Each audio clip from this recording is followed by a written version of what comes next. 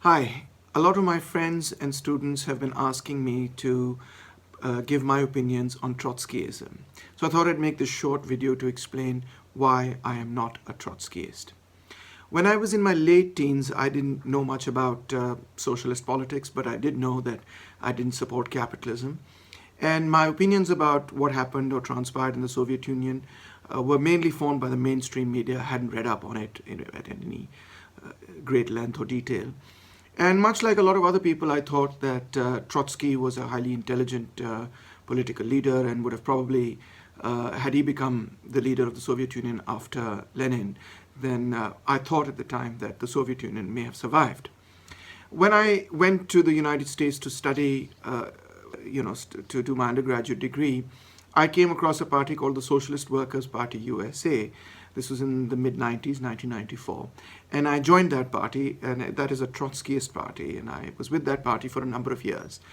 And so becoming familiar with that party allowed me to read up on the literature of the Pathfinder Press, but also I read up on Trotsky, I read on Lenin, I read on Marx, obviously, and so on.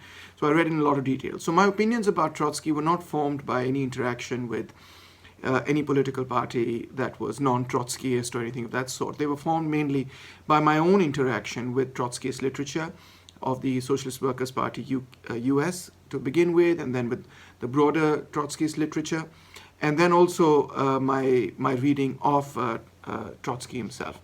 I subsequently went on to join the Workers' World Party of Sam Marcy, which I found to be much better on the question of support for third world revolutions and so on.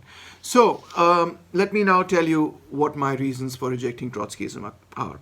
So before I begin, this is a very big subject and it's difficult to approach it, so I have to define how I'm going to approach this particular question. So I don't want to get into the nitty-gritty of the history of the role of Trotsky or the role of Lenin or the role of Stalin in the Soviet Union, because we can go on and on with respect to that for hours on end, and that will require a very, very lengthy video. And in any case, we can't step back into the past to change that history. All we can do is learn from that history to guide us in the present. So what is it that Trotskyism suggests? Out of all of that history, what conclusions does Trotskyism come to guide our struggle today? That is the most pertinent question. Since we cannot change the past and we are mostly concerned with the present and with the future, we look to the past to guide us in the present to build a new future. So what does Trotskyism represent? That is the main question. So what I'm going to try and do is examine what is called the theory of permanent revolution, which is the centerpiece of Trotsky's theory and the centerpiece of Trotskyism as a whole, whatever denomination of Trotskyism we may be talking about, or not denomination, but whatever group, whatever kind of Trotskyism we may be talking about. So what is the theory of permanent revolution? It consists of three central ideas. And I think most Trotskyists will agree when I characterize it in this particular way. The first is a criticism of what is called the two-stage theory of revolution. The two-stage theory of revolution is essentially that after feudalism there will be a long stage of capitalist development, and only after a long stage of capitalist development can there be a socialist revolution. And therefore, certain Marxists think that certain countries are not yet ready for socialism and need to, for the moment, just stick with a democratic form of capitalism till a later point in time when socialism can come on the historical agenda. The second criticism is the criticism of socialism in one country.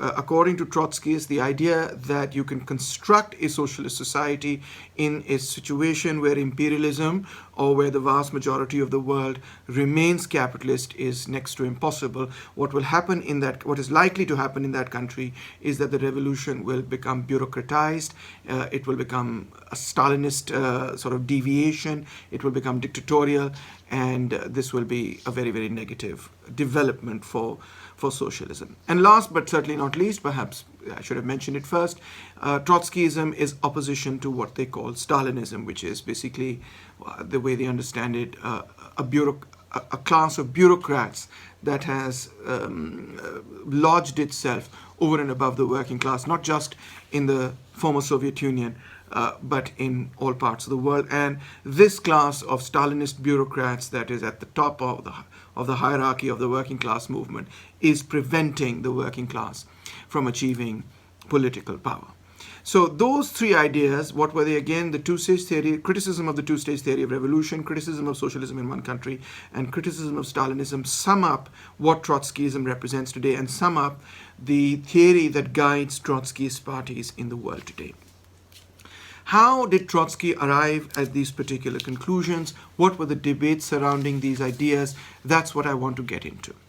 Now, when Marx wrote the Communist Manifesto, he said very clearly that the theory of the communists may be summed up in the single sentence, abolition of private property. That's from the Communist Manifesto. And the same manifesto continues, the proletarians have nothing to lose but their chains, they have a world to win. So it was very clear that in the context of a society where the proletariat becomes a large class, it becomes a majority class, it becomes the people, that the proletariat taking power will be a democratic revolution. It will change, those societies, and it will change the mode of production.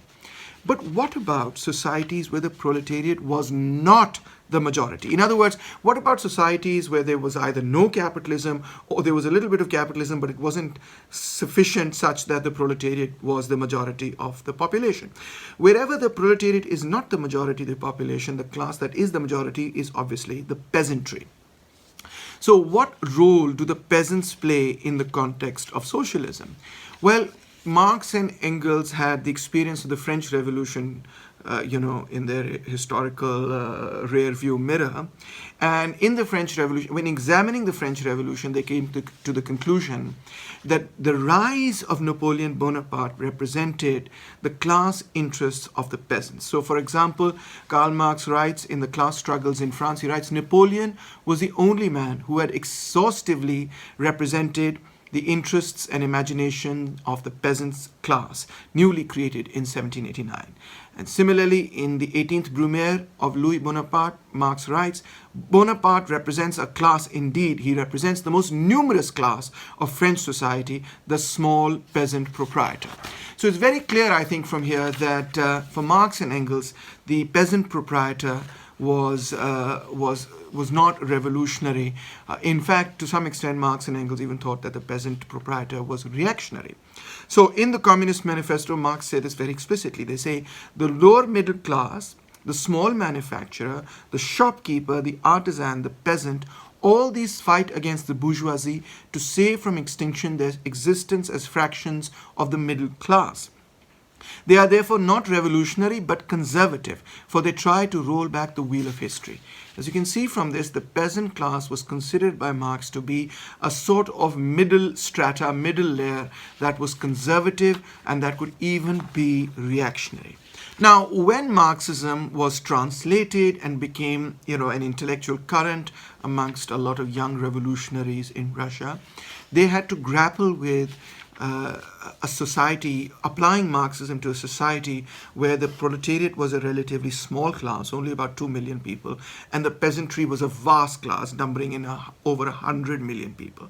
So how was a small class of people, a couple of million, going to sort of dominate over or rule over or convert a society of over 100 million peasants into a socialist society? That was the main question in front of the Russian Marxists. The other interesting question in front of them was the idea, the revolutionary theory that existed before Marxism became a popular theory in Russia, and that theory was known as Narodnism, or we translate that as populism. Narodnism was a very powerful revolutionary idea, and the central idea of that ideology was that in Russia, a peasant revolution will help to skip the stage of capitalism altogether. In other words, Russia does not have to enter a capitalist stage and then become socialist. A peasant revolution will directly jump over capitalism directly into socialism. That was the Narodnik theory. Now, and a whole generation of urban young revolutionaries went to the villages to organize the peasants. But sadly, the Russian muzhik, the peasant, didn't support the young narodniks at first, certainly, and in many instances even handed over these young these young intellectual urban revolutionaries to the government. Where they got caught, etc. When this began to happen and Narodnism failed to move the peasant masses in the way that they hoped or expected, they constructed another theory, which was a sort of a theory of heroism, which is that individuals must do acts of great heroism to rouse the peasant masses to political action.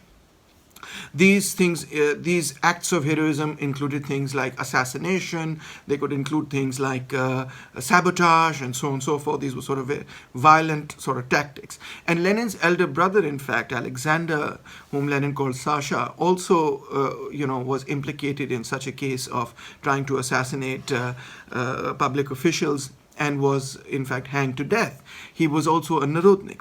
So this is the context in which Marxism moves from Europe to Russia. And the person who moved Marxism really from Europe to Russia is a man named Georgy Plekhanov. Now, Plekhanov established the hegemony of Marxism in revolutionary circles in opposition to the Narodnik theory that the peasants were the most revolutionary class, and the Narodnik theory that Russia could skip over the capitalist stage of development, and also the Narodnik theory of heroism and excitative terrorism, etc. So he introduced the idea, Plekhanov introduced the idea that the industrial workers were the most revolutionary class, in fact were the only really revolutionary class in Russia, and that young people, instead of going to villages, ought to go to factories and organize working industrial workers. At the same time, many people in the Russian movement thought that peasants were essentially reactionary. They would not support such a revolution, and in any case, the main aim of the peasant class was to break up the big, massive feudal estates, but to inherit the parts of those feudal estates as their own small peasant private property. In other words, to break up the feudal estates and to become peasant proprietors themselves. Peasant proprietors obviously are owners of property, but the whole purpose of the Marxist revolution was to undo property. Hence, in that framework, many Mensheviks, for example, thought that the peasants were revolutionary. So Plekhanov introduced the idea that Russia cannot jump over the stage of capitalism. That is ahistorical, undialectical, and absolutely absurd. You require a proletariat to move into socialism. The peasant class cannot move into socialism by virtue of the fact that the peasant class mainly aims to become a small proprietor, not to abolish or eliminate private property altogether. Hence, many Mensheviks thought that Russia must undergo further capitalist development in order for the stage to develop where socialism would be possible. The workers must therefore demand mainly the abdication, the elimination of Tsarism. They must work with the other bourgeois parties, the capitalist, pro-capitalist parties. They must not try to undo capitalism in and of itself, but must aim their main guns against the aristocracy, against Tsarism, must eliminate that Tsarist government and create a democratic republic. That was sort of the main mission. And then capitalist development would occur, creating a larger and larger proletariat. And once the proletariat became the majority, then it would be possible for Russia to move into the socialist stage. Individual Mensheviks may not have agreed with one or another aspect of this theory, but that was, in a nutshell, sort of the division between the Mensheviks on the one hand, mainly led by Georgy Plekhanov, although in many instances he also disagreed with his own faction. And on the other hand were the Bolsheviks. Bolshevik means, of course, majority. Menshevik means minority. I think most people know that. So what was Lenin's main thesis that separated him and his followers from the Mensheviks? His main thesis were that although peasants were not socialist, they were nonetheless revolutionary in the bourgeois democratic sense, in the sense that they were opposed to the large feudal estates, they were opposed to feudalism. And on that basis, he concluded that a worker-peasant alliance was not only possible, but would be sufficient to proceed, not just to eliminate the aristocracy, the Tsarist aristocracy, but would be sufficient to proceed to socialism. This is one of the key differences between the Mensheviks and the Bolsheviks. So now, Lenin is proposing that instead of a proletariat alliance with the bourgeoisie against the aristocracy, the proletariat should ally itself with the peasants. There should be a worker-peasant alliance against, first and foremost, the aristocracy, against feudalism, and then secondly, also against capitalism. So now you see one of the big differences between the Bolsheviks and the Mensheviks is basically driven by the peasant question. Whether the peasants are, if you believe that the peasants are reactionary, then obviously the proletariat is not present in sufficient quantity to create a proletarian revolution in Russia, and you would have to work with some form of capitalism. But if the peasants may not be socialist because they are really breaking up large estates to become peasant proprietors, but they are still revolutionary in the bourgeois democratic sense and are willing to accept the leadership of the industrial working class, which wants to undo property altogether, then you have the firm social foundation for a socialist republic. Now, in the middle of this fight between these two big factions was basically Trotsky, who you can consider a rogue Menshevik, because he agreed with some aspects of Menshevism but disagreed with other aspects of Menshevism. And by the way, I think, on the whole, these factions tended to move around a bit. Individuals moved around, on these factions, although the positions of these factions remain more or less quite steady. So Trotsky was part of the Menshevik faction. He opposed Lenin, etc. And the basis of his disagreement with Lenin was firstly that he agreed that the peasants were indeed reactionary. He thought that the Menshevik idea, the essential idea that the peasants were not revolutionary but were conservative and reactionary, was correct. But Trotsky presented a unique solution out of this situation. He did not present the typical Menshevik solution, which was that the proletariat should make an alliance with the young and upcoming bourgeoisie to create a democratic republic. Rather, he thought that the proletariat should forget about the peasantry because that's reactionary. It should equally forget about the liberal or the sort of bourgeoisie or even the revolutionary bourgeoisie. It should make the revolution, despite the fact that the proletariat is a small minority, because this is the key. Sooner or later, a European socialist revolution will also arise and will rescue the Russian Revolution.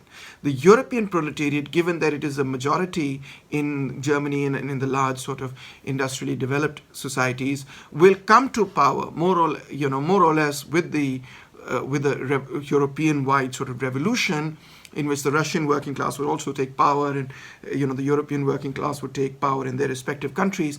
And then the European working class will be able to give the assistance to the Russian working class in such a way that, despite the fact that the Russian working class is a minority in comparison to the large peasant class, the Russian Revolution will be saved.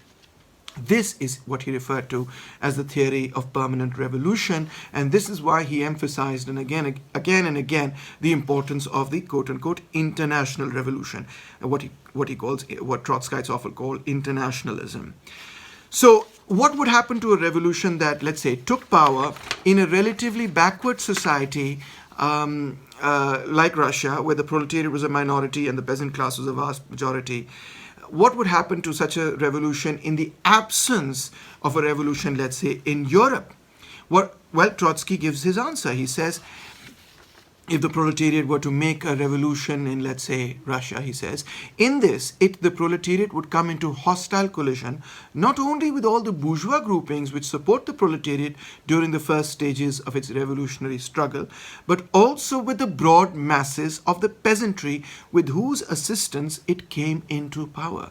So, you understand here that if the Russian proletariat makes a revolution, it will inevitably come into hostile contradiction with the peasants. The contradictions in the position of a workers' government in a backward country with an overwhelmingly peasant population could be solved only on an international scale in the arena of world proletarian revolution.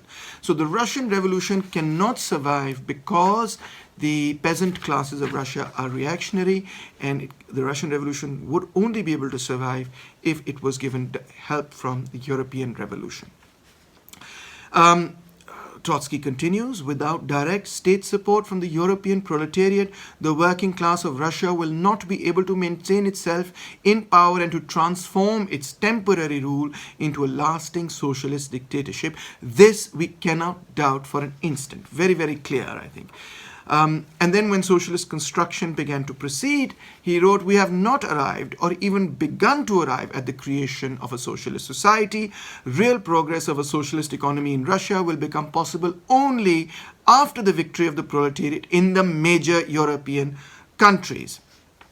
So what was the Russian proletariat supposed to do, given that in Europe the proletariat had not come to power? Trotsky writes, the Russian proletariat must, on its own initiative, carry the revolution onto European soil. The Russian Revolution will throw itself against old capitalist Europe.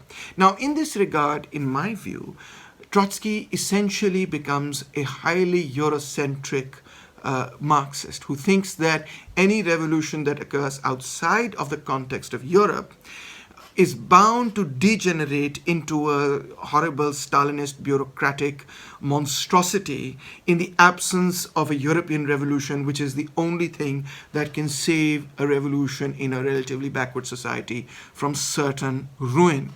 And the reason for this ruin, again, is basically his characterization and understanding of the peasant question. Now, I don't think I need to emphasize that the history of the 20th century has shown that communists have not only managed to gain enormous support amongst the peasants, but that the essential sort of politics of most of the left across the third world has been, worker-peasant alliance. And today that has become so central to the entire left, wherever it exists in the third world, that today Trotskyists will no longer mention why Trotsky thought that the revolution in Russia would not be able to survive. Please understand, this is the most crucial aspect. Trotsky did not think that the revolution in Russia could not survive because the economy was backward or any of these reasons. Rather, he felt that the backward economy created a class of people that was the majority, which was not going to support socialism. The majority would not support socialism. That was the main reason, the majority being, of course, the peasant class. Now, quite independently of whether you consider Lenin to be right or Stalin to be right or Plekhanov to be right, we can assess whether Trotsky's characterization of the peasant class as a reactionary or conservative class that would come into hostile collision with the proletariat has been proven true throughout the history of the 20th century. I think it has not. Whether we look at the revolutions in East Asia, whether we look at Vietnam, Laos, Cambodia, China, Korea, etc., or we look at the revolutionary movements in Indonesia, PKI, or Malaysia, etc., or we look at the peasant movements in we look at the communist movements in South Asia, we look at communist support in India, etc., or we move all the way across the continent to Latin America, we have seen that communist organizations, groups, parties have not only managed to gain peasant support, but that in many countries they have greater peasant support than they have, in urban areas. A lot of times, for example, in West Bengal, the CPIM government got more votes from rural areas of Bengal than they did from urban areas of Bengal. So I don't think it's altogether correct for people to think that the peasant class would not support a socialist government. When the combined might of Europe threw its weight under fascist leadership against the Soviet Union, did the peasant masses revolt against their own government, or did they unite with their own government to fight against the German and the fascist European-wide invasion? I think the answer is quite obvious. in the context of the Chinese Revolution, there was only, a small group of proletarian revolutionaries. The vast majority of the Communist Party of China was composed of peasants or of peasant origin, and yet they were, managed not only to mobilize peasants in a massive peasant war, revolutionary war, but they also managed then to create a regime which, whatever our criticism of it may be, is proving to be remarkably stable in the way that it operates. One can, of course, argue that the particular way in which the Chinese Revolution has developed in contrast to the Russian Revolution is also driven by the preponderance of the peasant class in the Communist Party of China, but that's a separate debate altogether. So let's come back to Lenin for just a little bit. Lenin's concept was similar but also dissimilar to Trotsky. For example, on the one hand, Lenin and Trotsky agreed that they were not going to wait some long time for capitalist development before they were going to attempt to take power. So Lenin also stands for what he liked to call uninterrupted revolution. He says, "From the democratic revolution we shall at once, and just in accordance with the measure of our strength, the strength of the class-conscious and organized proletariat, begin to pass to the socialist revolution. We stand for uninterrupted revolution. We shall not stop halfway." He continues, "We shall put every effort into assisting the entire peasantry to carry out the democratic revolution, in order thereby to make it easier for us, the party of the proletariat, to pass on as quickly as possible to the new and higher task, the socialist revolution."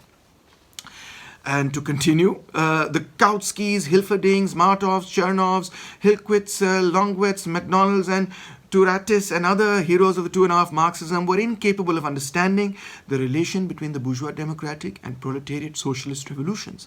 The first grows into the second. The second, in passing, resolves the questions of the first. The second consolidates the work of the first. Struggle and struggle alone decides how far the second succeeds in outgrowing the first. In other words, we cannot determine this question beforehand. We can't say, oh, Pakistan is at this stage, we can only do this much with, in the way that in which Pakistan can be transformed. No, that's not what Lenin is arguing. In fact, he would rather that we do as much as possible.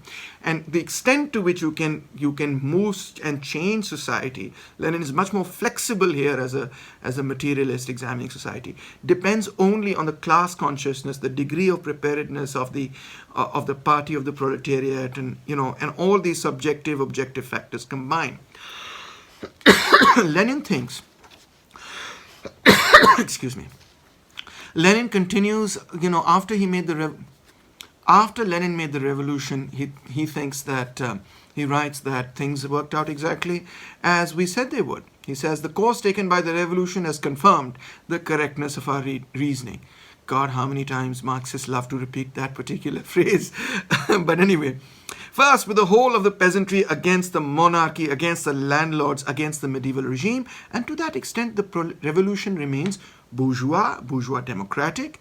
Then, with the poor peasants, with the semi-proletariats, with all the exploited, against capitalism, including the rural rich, the kulak, the profiteers, and to that extent the revolution becomes a socialist one.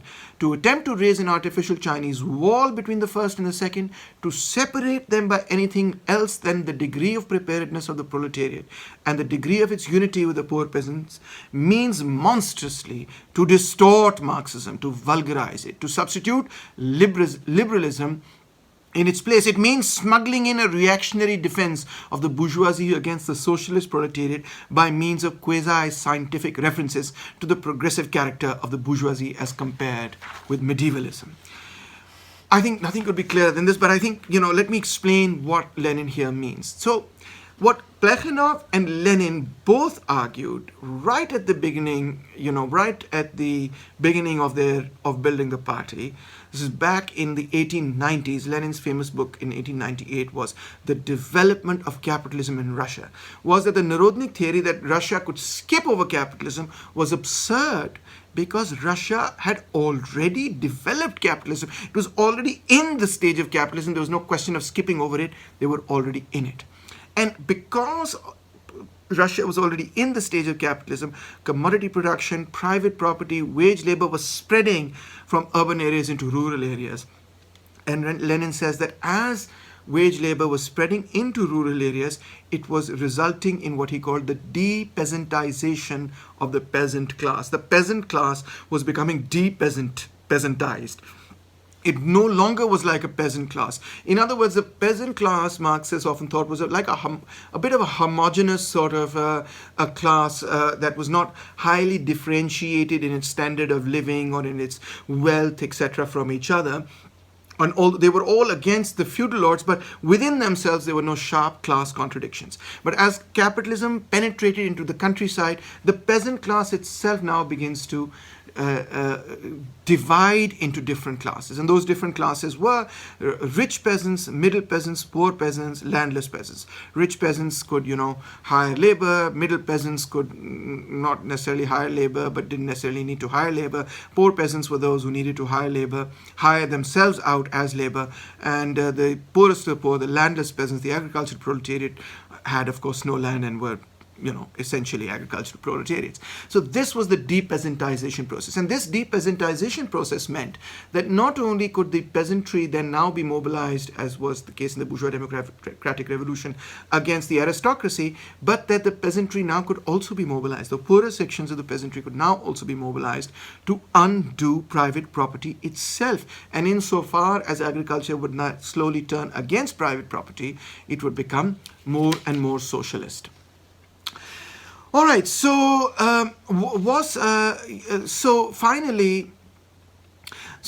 from this, Lenin came to the very clear conclusion that socialism could survive in Russia on its own because the social foundation of the Bolshevik government rested on the one hand on the urban proletariat and on the other hand on a rural peasantry that was increasingly de-peasantized and hence broken into classes.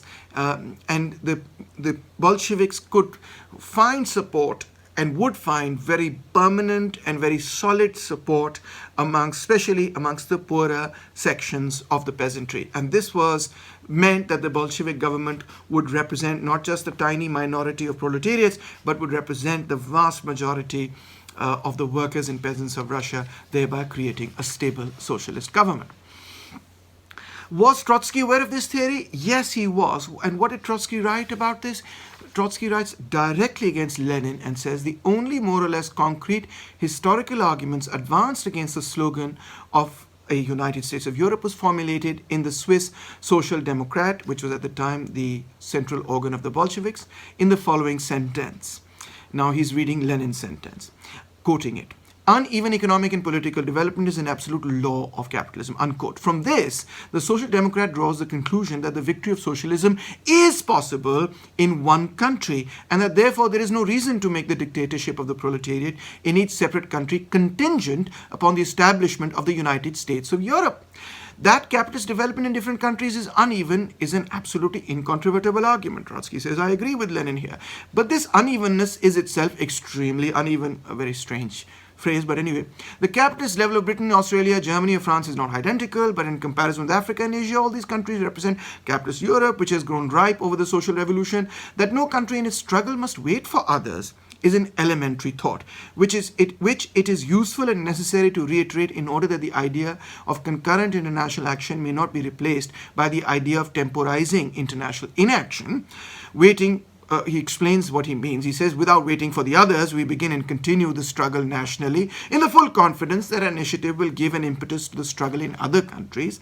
But if this should not occur, in other words, if Europe does not become socialist, it would be hopeless to think, as historical experience and theoretical considerations testify, that, for example, a revolutionary Russia could hold out in the face of a conservative Europe, or that a socialist Germany could exist in isolation in a capitalist world. So we see here that Trotsky always thought that you needed a European-wide revolution for socialism to survive, mainly because he thought, especially for Russia or other backward countries, because there was a vast class of people, of peasants, that would be hostile to the socialist government. But also you see from this quotation that he's well aware, Trotsky is well aware that Lenin supports the idea of socialism in one country. Lenin attacks Trotsky's idea that there should be a European-wide revolution by saying, I know that there are, of course, sages who think that they are very clever and even call themselves socialists, who assert that power should not have been seized until the revolution had broken out in all countries. They do not suspect that by speaking in this way they are deserting the revolution and going over to the side of the bourgeoisie to wait until the toiling classes bring about a revolution on an international scale means that everybody should stand stock still in expectation. That is nonsense. In other words, if you construct a theory that the a socialist revolution in the third world or in backward societies is inevitably going to fail in the absence of a worldwide revolution, or at least a European-wide revolution, then you are essentially relegating those people to a form of quietism, sort of a situation where they will not be able to take action, real action, because they are not assured any real victory, theoretically or otherwise. I found at the time when I was studying in the United States and later when I was also studying in the United Kingdom, that the revolutionary movement, the left in these countries is extremely, the Marxist left, the socialist left in these countries is extremely weak. These countries are nowhere near what we would consider to be a revolutionary situation. The governments of these countries, despite all the criticisms, is quite stable, right? Their social systems are relatively much more stable than are the social systems and governments of third world countries. And so, as a Pakistani and as somebody committed to sort of going back to my country and, helping workers and peasants in my own country, I put this question to all the Trotskyist organizations that I came across in the United States as well as in the United Kingdom through the internet and in person. I said, if Pakistan makes a revolution or India makes a revolution and it doesn't occur in Europe, I can understand that this is a great argument for European workers or for American workers, that the urgency, you can convey the urgency of why European revolution is necessary to European workers by saying, if you don't make a revolution, people in the third world are, going to be stuck in imperialism and so on. I understand that urgency entirely. But on a larger historical framework, don't we find it surprisingly Eurocentric that a third world country, that a theory states that Asia, Africa, Latin America, and other parts of the colonized world cannot emerge into a new social system, a new system of justice, again, without the assistance of the European sort of enlightened proletariat or whatnot, etc. This doesn't really fit in my view, with Marxism, where we've seen that certain parts of the world were far ahead of other parts of the world. For example, Asia was far ahead of Europe, with the agricultural revolution, we count the Middle East as part of Asia and China, India, etc. And then you had, the Greco-Roman sort of slave society that advanced. And then after that, you had feudalism, mainly based in France, etc. And then capitalism. So, various parts of the world have taken the lead civilizationally, historically, at various different intervals. And Marx never suggests that the initiative of history will always belong to one people or another people, etc. So this seems to me a very strangely, very deeply Eurocentric idea. And for any revolutionary from, let's say, Pakistan, India, etc., it would imply that India or Pakistan or South Asia or whatever third world country we are talking about lacks the capacity to liberate itself, number one, from imperialism, capitalism, colonialism, whatnot. And number two, even if it did liberate itself, that liberation would be temporary. It would soon degenerate into a bureaucratic, dictatorial monstrosity, and that it, without a worldwide revolution, would be doomed. I think this is the main reason why Trotskyism has been such a spectacular failure amongst intellectuals in the third world. While it's been successful in certain first world countries, in your European countries, etc., because it sort of it is Eurocentric.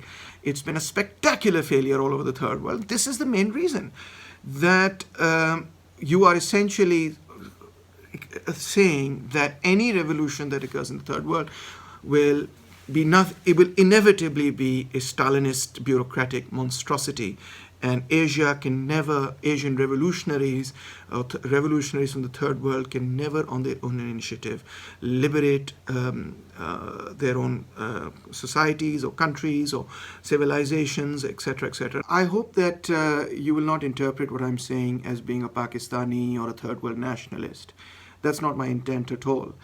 My intent is to suggest that a theory that precludes the very possibility that the locus of revolutionary world historic transformation can shift anywhere outside of Europe is, in my view, deeply problematic, not only because of its latent Eurocentrism, but more importantly because it rests on the incorrect assumption that the peasants are a reactionary class, that there is no depeasantization, and that the peasantry, especially the poorer sections of the peasantry, cannot form a cohesive, stable basis for a socialist government in the third world, and that in the absence of a European-wide revolution, all socialist revolutions are prone to some kind of horrible, bureaucratic, monstrous, dictatorial degeneration.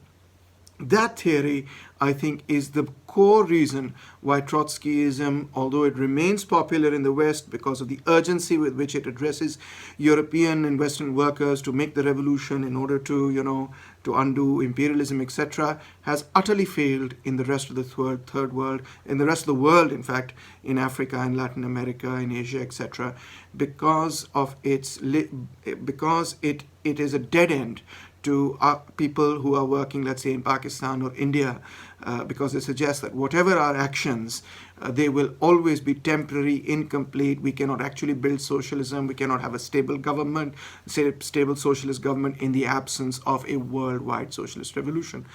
So I think, and the foundation and as I've already said, the foundation of this is that the peasantry is reactionary. So this entire theory, I think, is one that I cannot accept. And when I was a college student in the United States, the more I read the theory of the permanent revolution and began to realize that the entire edifice was constructed on the faulty foundation that the peasants were essentially reactionary and therefore could not provide a stable basis for a socialist government in the third world, I rejected Trotskyism on those grounds. And then I, of course, began to discover that there were many, many other, even more problematic aspects of Trotskyism. But that's for another video. Thank you so much.